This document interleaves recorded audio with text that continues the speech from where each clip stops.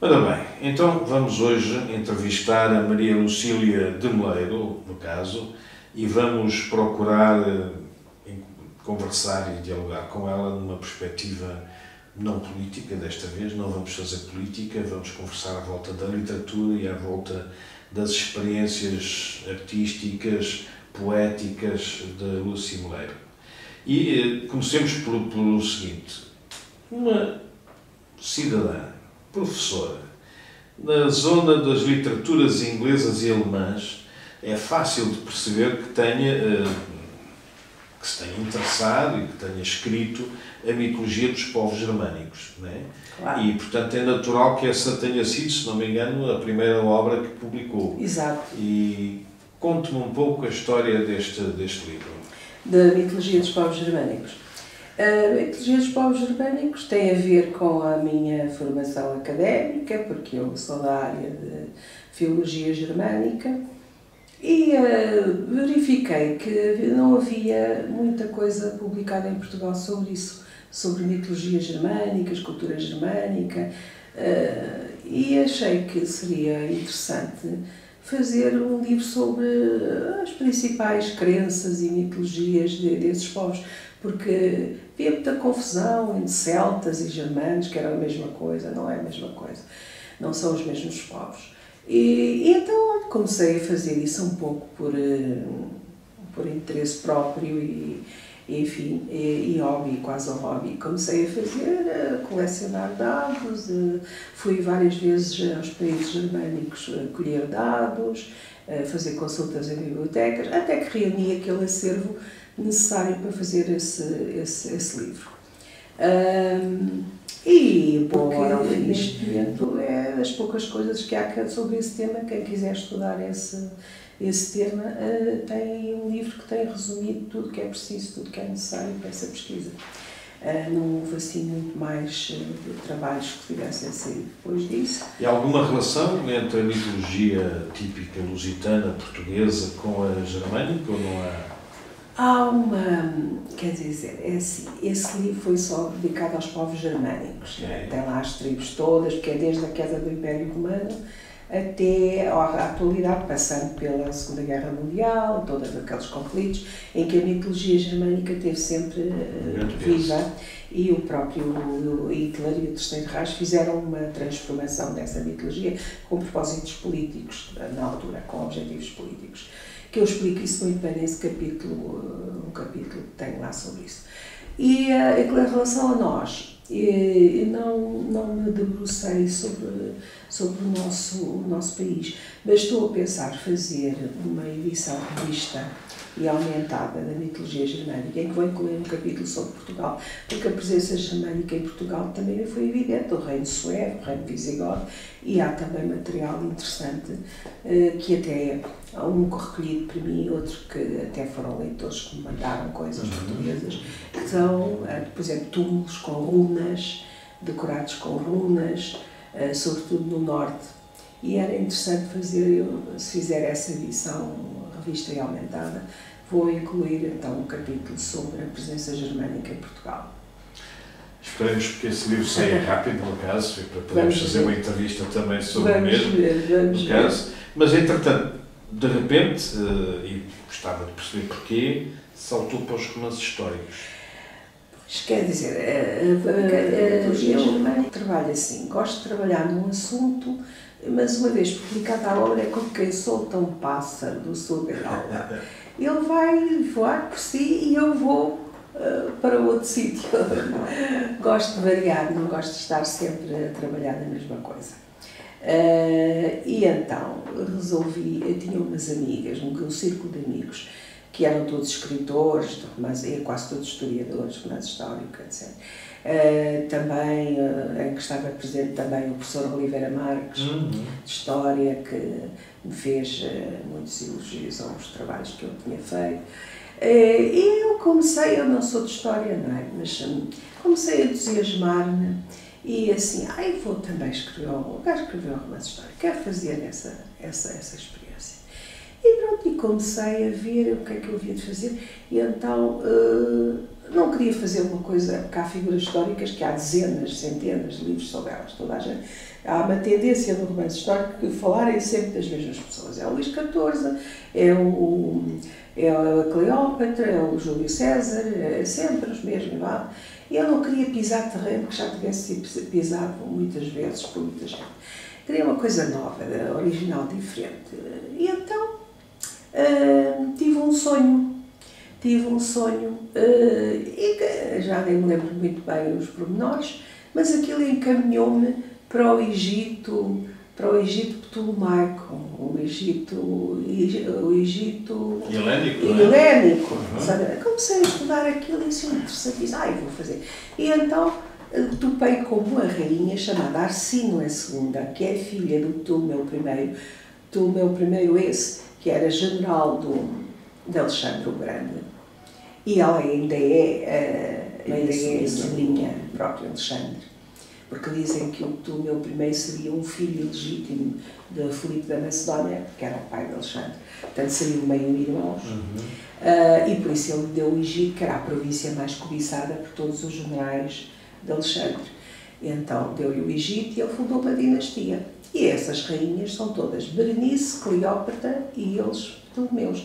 E é essa dinastia alágida que pertence à grande Cleópatra, que é a rainha mais conhecida dessa dinastia. Mas há muitos livros já sobre a Cleópatra, toda a gente sabe a história dela. E achei a história da Arsínoe também muito interessante, porque é uma mulher que no tempo, portanto ela é praticamente da época de Alexandre, um pouco mais, porque é do século IV a.C. Alexandre morreu em 300 e tal, e ela foi a altura que ela viveu, mais 10 anos, menos 10 anos. Portanto, é dessa época. E nessa altura, para ter um reino, tinha que se ter um exército, tinha que se combater pelas armas, tinha que ser conquistado, e muito menos uma mulher estaria habilitada a conseguir essa. E ela conseguiu ser rainha 3 vezes, de 3 reinos. Mas teve que fazer muitas concessões, porque foi através de casamentos. Concessões e algumas malandrices. E é que está a matéria para o romance, não é? Trágica, porque lhe mataram os filhos no seu próprio regaço, foi uma grande tragédia isso, não é? Enfim, casou 3 vezes, a primeira vez com um homem que podia ser avô dela, não é? Etc. A segunda vez, a terceira vez com o próprio irmão, a Moringi estava com a irmã. E pronto, enfim, umas certas manigâncias para conseguir, mas conseguiu. E administrou muitíssimo bem. Eu achei que valia a pena falar dela. Muito bem. E fiz. Foi difícil, porque não havia assim muito material sobre ela, mas mandei vir algumas teses da Universidade de Bolonha e de outras, e consegui realmente construir o romance. Essa foi a minha primeira experiência. E a ligação com o leitor foi grande, foi pequena? O livro teve, na altura, era uma altura em que o romance histórico estava em alta. E claro, então era uma coisa diferente e tudo, uma rainha que ninguém tinha ouvido falar e tal, e que despertou uma certa curiosidade e atraiu muitos leitores, vendeu muito bem, a primeira edição vendeu muito bem. Agora, aquilo é uma literatura difícil, não é? Porque às vezes um bocado pesada e tal, e as pessoas, há muita gente que não gosta deste tipo de coisa, mas também tem muitos leitores. E tive uma proposta até de publicação em França, precisamente por ser uma figura que não é tão conhecida, e eles ficaram muito entusiasmados, mas eu depois não dei seguimento ao processo e não sei se não teria sido uma proposta a aceitar. Aliás, continuo como ano passado. Pois, ganhei um prémio, 2 prémios literários em França, talvez. Bom, estamos com premiados aqui ao meu lado. Pois. Prémios é que são já. Ganhei 2 prémios de poesia. Ganhei um em Capestang, o Amavica de 2019, e depois ganhei outro da Communauté des Communes da cidade de Narbonne. Ora bem, e portanto tem a ver um pouco com esta obra que está aqui a O Caos é o poemário. É o meu primeiro poemário, está em preparação mais um segundo, que é Encontros Imprevistos, ou Conjugações Imprevistas. Conjugações Imprevistas. E que ideia é esta do Caos? É bilingue, isso é bilingue. Sim, sim. E que ideia é esta do Caos? Eu ia falar da... O caos é a origem de tudo.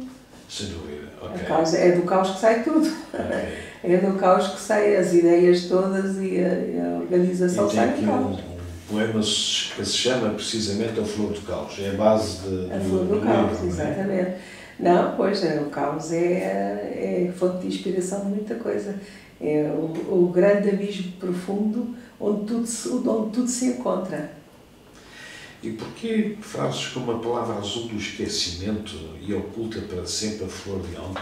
Houve algum problema contigo nesta matéria? Não, isso é o tempo, é a questão do tempo. A questão do tempo, porque saber se o tempo é linear ou se o tempo é circular. A flor de ontem, portanto, será o passado. E ocultar o passado para olhar para o futuro. A dialética do tempo dá muita controvérsia. Sem dúvida. Até que ponto lá está, algumas histórias, até que ponto se valoriza o passado ou não, para que é que serve valorizar o passado? Será que temos que olhar para o futuro apenas? Ou será que o passado nos ensina alguma coisa? É isso agora. É uma questão filosófica profunda que exige muita ou se vamos viver somente do passado, ou se vamos viver para além do passado. Exato, pois, para não falar nos universos paralelos. As premissas são inúmeras. Claro. E depois é uma opção pessoal de cada um, não é? E cada um toma a sua posição relativamente a isso. Agora, o poeta tem que ver isso na generalidade, a sua problemática na generalidade. Tem que ver o tempo e o seu significado multiforme, é o que isso quer dizer aí. Portanto, o significado multiforme do tempo. Isso passa um bocado pelas tuas filologias, nessa perspectiva também? Pois, houve muitos poetas que se debruçaram sobre esta temática, porque isto é inesgotável, não é? Isto é inesgotável. Em relação aos outros romances, a questão do tempo também.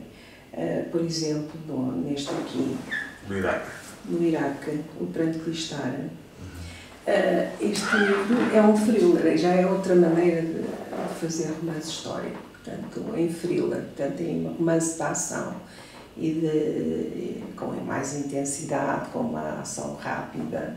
Até poderia ser um guião de um filme. Isso começa com a invasão do Iraque pelo exército americano em 2003 e depois é um desenrolar de uma história com personagens. E aquela organização secreta que passa pelo romance, queres falar-se de quem?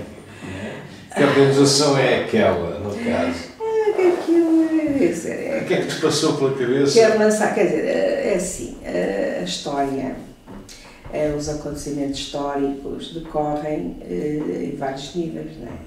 Há aquele que é conhecido do grande público, vai para os noticiários das grandes cadeias dos média, e depois há toda uma diplomacia secreta por trás daquilo que não chega aos nossos olhos nem aos nossos ouvidos, não é?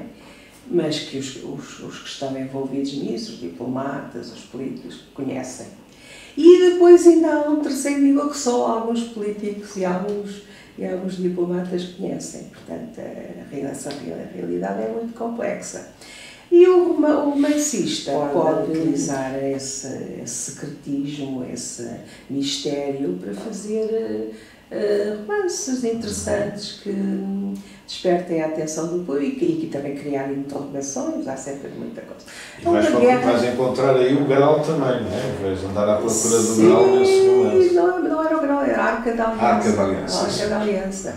A Arca da Aliança que ainda não está descoberta e acho que não vai estar descoberta, porque acho que ela já deve ter desaparecido, mas dizem que andam ainda à procura da Arca da Aliança, que deverá regressar ao Templo de Jerusalém reconstruído. Coitados da cidade de Jerusalém, que está a viver momentos tão dramáticos e tão estúpidos.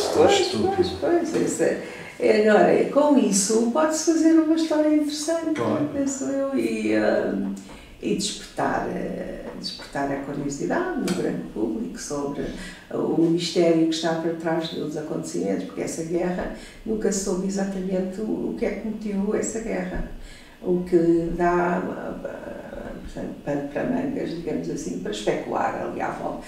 Isso só é permitido ao romancista, como historiador, terá que ser mais contido. O historiador vai-se agarrar à questão do petróleo, não é? Pois, tem que ser mais contido. Claro. Aqui na ficção podemos manipular a verdade de muita maneira.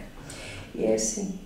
Mas atenção, não deixa de ser curioso, e vale a pena, já que estamos a entrar nesse campo, não deixa de ser curioso que ao tempo do Bush, né, que faz esta investida sobre o Iraque, há por detrás novos quase neo-hitlerianos com as suas manias, precisamente à volta da questão das místicas e dos mitos, etc. Não é? Há sempre grupos radicais, até tolerantes, não é? Há sempre isso, há sempre. Sabemos isso. Até, às vezes, lendo narrativas muito simples, aparecem interpretações do Arco da Velha, que nunca passou para a cabeça do autor, semelhante coisa, não é? Isso, na literatura pode despertar muita coisa, não é? Muita gente de diferentes países. Uma curiosidade. O que há uns anos largos, quando nos conhecemos, tu apresentaste um cidadão que é um dos maçons ou para-maçons, enfim, dificilmente claro essa questão, que é um tal Crowley, que curiosamente foi um grande ocultista nos anos 20, princípios do século XX, anos 20, também em Portugal, porque também passou por Portugal, porque também conviveu com o Fernando Pessoa. Porquê é que nunca escreveste sobre esse personagem? Porque tu tinhas muita curiosidade dele, diga-se passagem. Não, é uma personagem interessantíssima. Ele realmente foi uma pessoa diferente, isso foi. Mas é um bocadinho tenebroso, porque ele entrou por caminhos ívios, digamos assim, muito ívios. E quer dizer, também esgota-se ali, não é? É possível. Esgota-se ali. E há muita coisa também já sobre ele, de estudos feitos sobre ele. Sim, claro. Muita coisa. Embora ele escrevia muito bem e as obras que ele publicou são muito interessantes. Era um homem que tinha uma grande capacidade metafórica. E a poesia dele é muito rica sobre esse aspecto. E tinha um conhecimento das mitologias antigas, da história antiga, do estudo. Depois começou a usar de drogas, de vida um pouco desregrada, tudo isso. Ele herdou uma grande fortuna que desbaratou em pouco tempo, porque o pai dele era cervejeiro, tinha uma fábrica de cerveja em Inglaterra, ou várias fábricas, e deixou-lhe muito dinheiro. E aquilo desbaratou, alugava palácios e levava para lá imensa gente, depois sustentava aquela gente toda, depois desaparecia, deixava lá as pessoas abandonadas. Enfim, era uma pessoa, um sui generis. E dizem que não morreu ali no sítio onde o Fernando Pessoa levou também. Mas isso já está esclarecido. Não, ele gostava muito de fazer essas teatradas, essas cenas assim, dramáticas, e fazia rituais muito completos, etc. Depois houve aquele episódio na Sicília com a morte da rapariga, ele expulsou. Aliás, o governo italiano expulsou, a polícia começou a persegui-lo, etc. Pronto, era uma pessoa com um percurso complicado. Agora, esgota-se ali, quer dizer, é o que eu estava a dizer, não é? Portanto, é interessante conhecermos aquele caso, depois ele fica lá arrumadinho na prateleira. E vamos falar de duas personagens que têm a ver com as máscaras da paixão. Relata-me estas tuas experiências com o século XIX. No século XIX, começaram a dizer, mas escreveu sobre mitologia germânica, escreveu sobre o século IV a.C., o período. Por que é que não faz uma coisa assim, o meu editor? Por que é que não faz assim uma coisa sobre nossa, uma coisa sobre a história portuguesa, etc. Eu comecei a ver, a Idade Média não me atrai. Acabou de fazer. E então lembrei-me do século XIX, que é bastante complicado. Eu gosto das coisas, gosto de desafios. E é um século muito complicado, que aconteceu muita coisa, e muitas guerras, as invasões francesas, as guerras liberais. A ocupação inglesa. A ocupação inglesa, a instituição da monarquia constitucional, é imensa coisa, não é? Eu, como não sou historiadora, pus-me a estudar, tive uns anos a estudar no século XIX português, li muita coisa, e li a correspondência toda de Dom Pedro V, que escreveu imensas cartas, imensas, e de Dom Luís também, que são os reis que estão mais diretamente ligados à monarquia constitucional, que é o começo da monarquia constitucional, a seguir à Dona Maria, que é a mãe deles.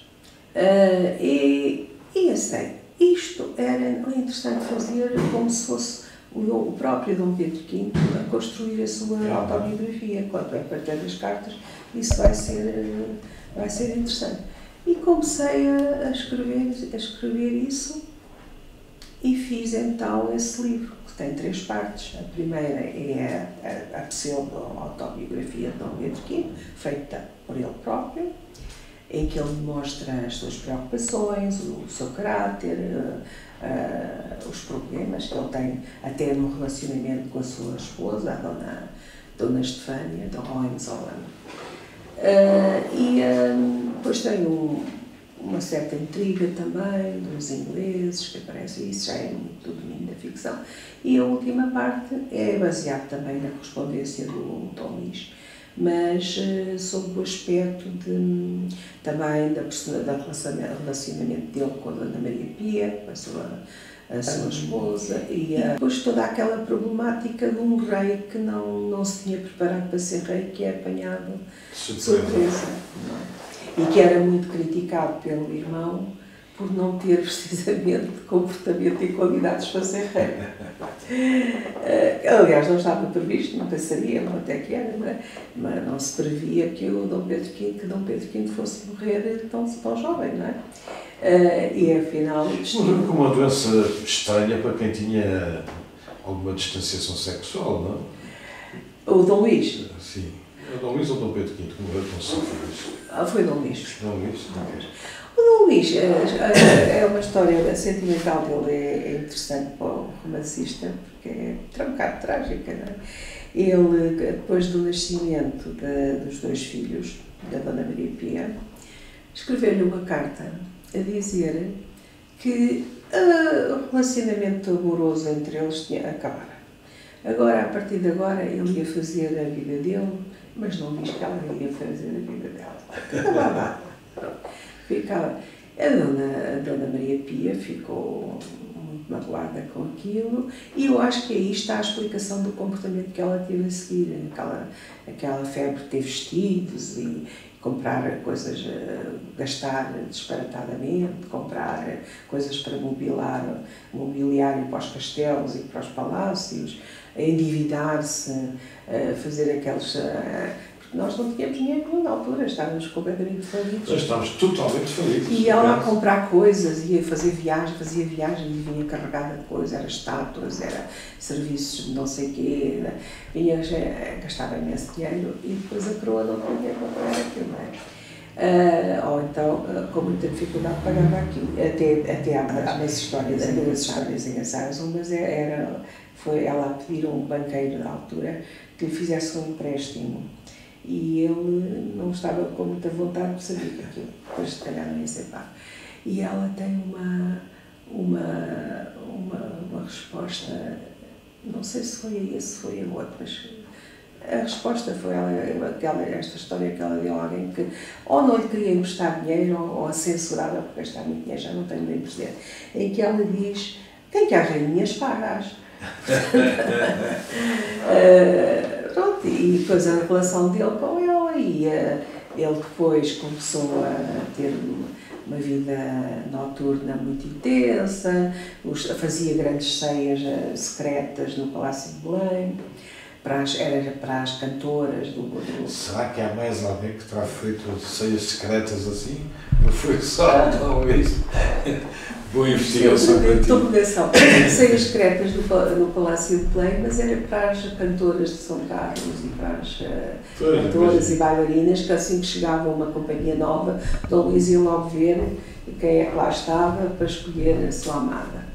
E pronto, ele andou nessa vida. E depois, quando ficou gravemente doente, a Dona Maria não deixava sair os boletins médicos, porque achava que era uma doença vergonhosa e que era melhor que não se soubesse. E não deixou sair aquilo até ele morrer. Depois dele morrer, soube-se o que é que se tinha passado. Qual é a razão da morte? O que é que se tinha passado.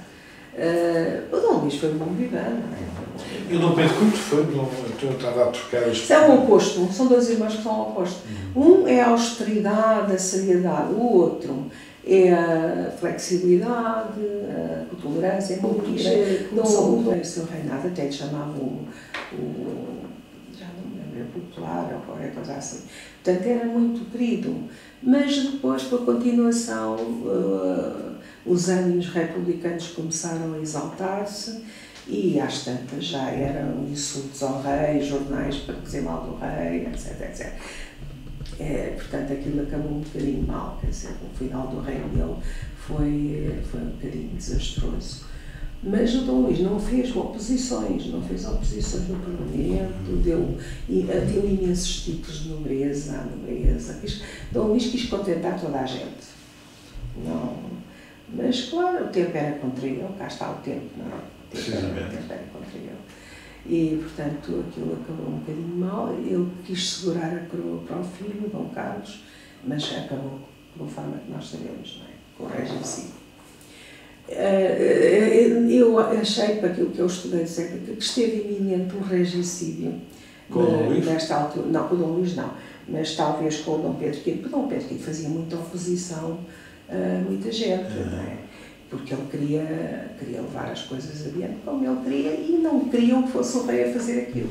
Portanto, havia uma rivalidade enorme entre ele e o Fontes Pereira de Melo, que o Fontes Pereira de Melo tem uma ascensão meteórica e que era um homem muito capaz. E tinham os dois as mesmas ideias, portanto, aquilo entrou ali em conflito. E o Dom Pedro V não gostava dele porque era um rival, não é? Quer dizer, e, portanto, andavam naquele... E lembro perfeitamente de uma carta dele, no dia em que foi inaugurado o troço de comboio, portanto, de caminho de ferro, entre o primeiro troço de ferro convidado a uma cerimónia, etc. E o Fontes tinha morrido o pai e não estava presente.